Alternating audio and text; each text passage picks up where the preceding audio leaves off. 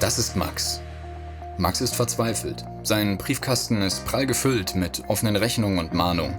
Sein Konto zeigt seit Monaten nur noch rote Zahlen. Max sieht keinen Ausweg aus den Schulden.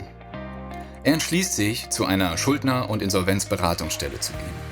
Eine seriöse Beratungsstelle kann er daran erkennen, dass sie staatlich anerkannt, kostenfrei und gemeinnützig ist.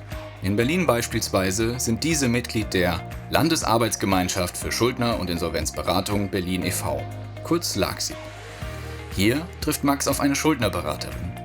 Sie verschafft sich einen Überblick von Max' Lebenssituation und erstellt anhand dessen einen Haushaltsplan. Ziel ist das Auskommen mit dem Einkommen. Sie stellen gemeinsam fest, dass Max mit seinem Einkommen die Schulden nicht begleichen kann.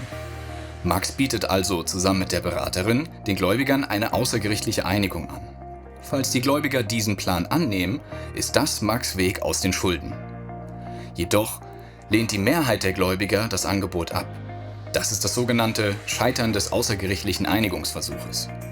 Als letzten Ausweg beantragt Max nun das Verbraucherinsolvenzverfahren.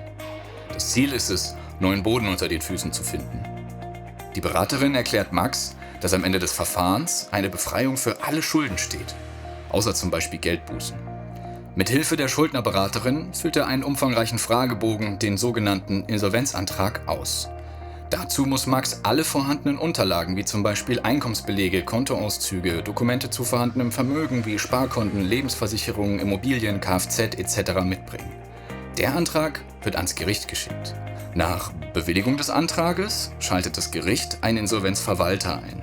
Der macht eine erneute Bestandsaufnahme von Max' Lebenslage und ist nun der Ansprechpartner für die Gläubiger.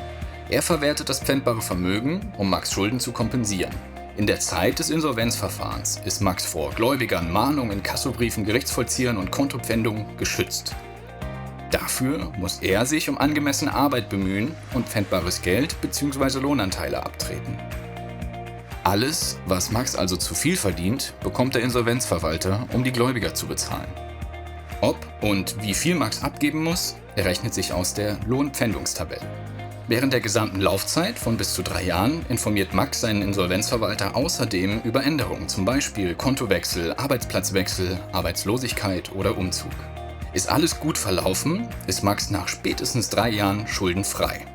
Er kann den Briefkasten nun wieder ohne Angst öffnen und über sein gesamtes Einkommen frei verfügen. Die Schuldnerberatung steht Max bei dem gesamten Prozess zur Seite und kann jederzeit zur Rate gezogen werden. Weitere Informationen finden Sie unter schuldnerberatung-berlin.de.